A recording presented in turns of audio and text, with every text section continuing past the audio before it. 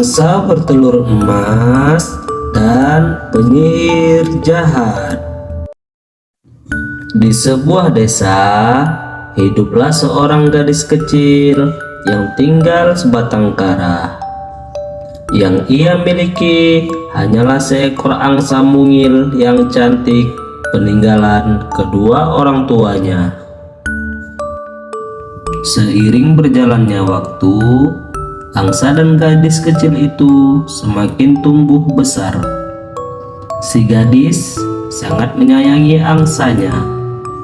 Hingga suatu hari saat angsa bertelur, gadis itu terkejut karena angsa tidak bertelur seperti biasa, melainkan bertelur sebuah telur emas.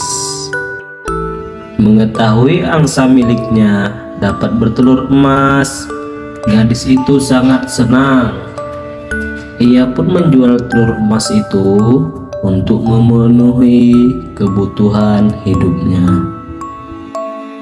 Suatu hari, gadis dan angsanya pergi ke kota untuk menjual telur emas itu. Saat dalam perjalanan, ia melihat seorang pengemis tua yang sedang duduk di pinggir jalan.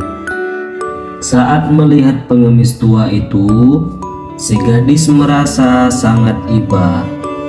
Ia pun memberikan telur emas miliknya kepada pengemis.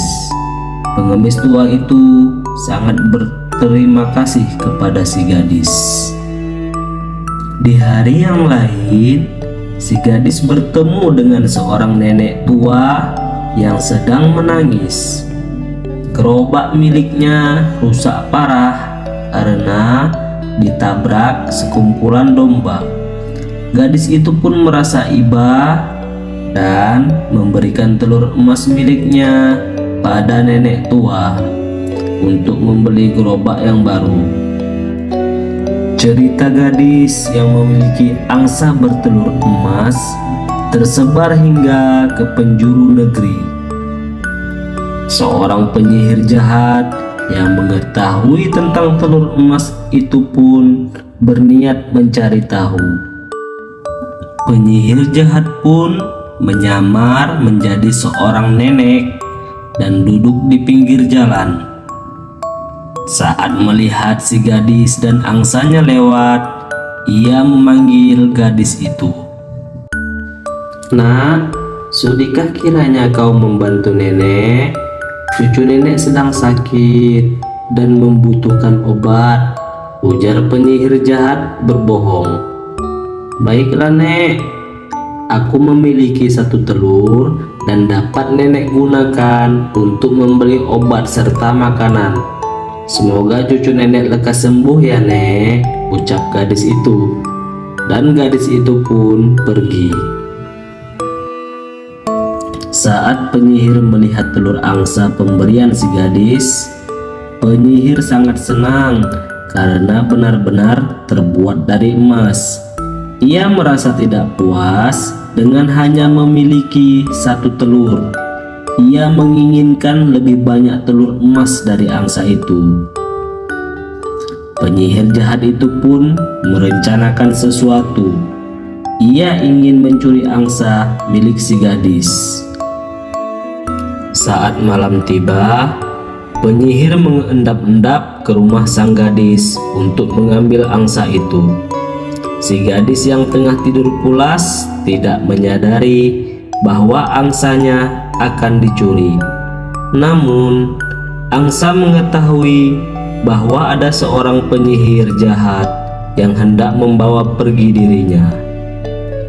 Angsa itu melepaskan beberapa bulu dari tubuhnya sebelum akhirnya penyihir membawa jauh ke dalam hutan ke tempat tinggal penyihir jahat. Saat penyihir tiba di rumahnya, ia menyuruh angsa itu untuk bertelur. Angsa pun bertelur. Namun, alangkah terkejutnya penyihir saat melihat telur yang keluar bukanlah telur emas. Telur yang ia terima hanyalah telur biasa.